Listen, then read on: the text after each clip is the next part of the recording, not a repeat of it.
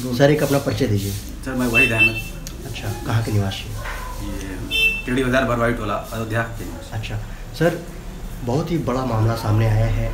श्री राम जन्मभूमि तीर्थ क्षेत्र ट्रस्ट ने जिस प्रकार से जो भूमि खरीदी है 18 मार्च 2021 में, ये सामने आया कि 2 करोड़ की ज़मीन 18.5 करोड़ की ली गई, वो भी 5-10 मिनट के अंतर में इस तरह से हुई है।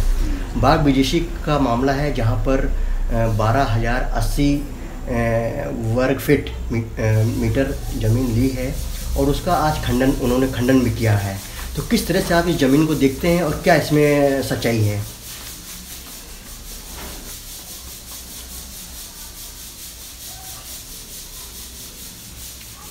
सर ये जो आपने बताया कि ये 12.11 वर्ग मीटर ज़मीन है, तो 12,080। हाँ, 11,080 है। तो ये ज़मीन तो टोटल 2.3340 2.33 एकड़ ज़मीन ये है, यानी 9 बीघा पक्का, 10 बिस्सा 4 धुर, टोटल इतनी ज़मीन है। अच्छा, ये तो क्या 12,080 वर्ग फीट से ज़्यादा है, कम है?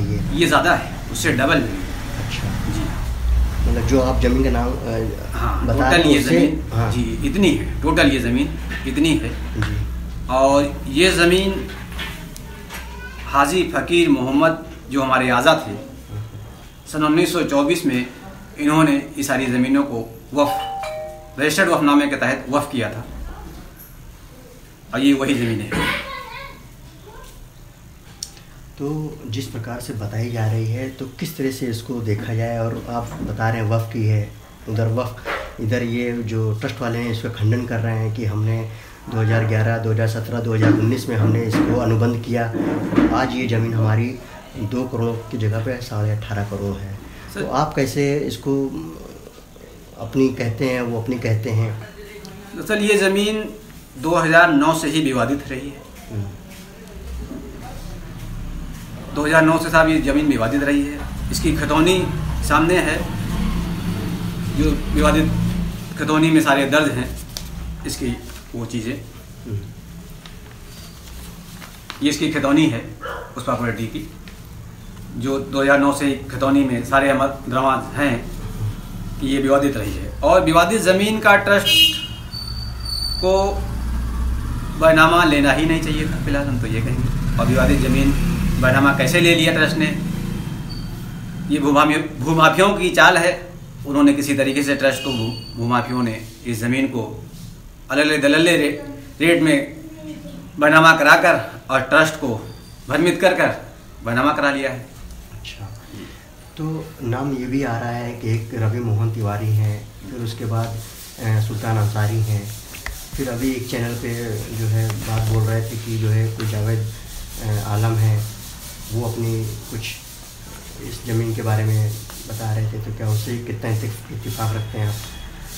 सर ये जो जावेद आलम साहब हैं, इनके पिताजी हमारे यहाँ ट्रस्ट के वक्त के मुतवल्ली रहे थे। जो आदमी मुतवल्ली हमारे यहाँ होता रहा, उसी के नाम खतौनी दर्ज होती रही। इनके मरने के बाद, महमूद आलम के मरने, उनके पिता महमूद आलम के मरने के बाद, उनके लड़के जावेद आलम आदि, ये 4 भाई हैं, इन लोगों ने अपने नाम खतौनी में उस पर दर्ज करा लिया।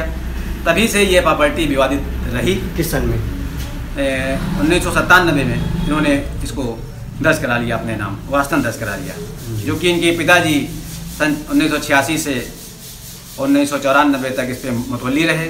1994 में इनकी मृत्यु हो गई। उसके बाद इन लोगों ने इस प्रॉपर्टी पे अपना नाम वास्तन दर्ज करा लिया, जो विधिपूर्ण गलत है।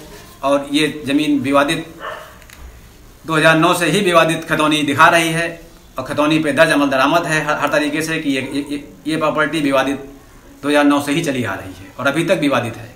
अच्छा, तो क्या आप मानते हैं कि ये जो भूमाफिया हैं, उन लोगों ने ट्रस्ट को गुमराह करके बेच दी, या संघ को बदनाम करने के लिए कोई, या सरकार को बदनाम करने के लिए एक साजिश है? कहीं ना कहीं तो इसका हाथ है, भूमाफियाओं का हाथ इस तरीके से कहीं ना कहीं है, ज़रूर है।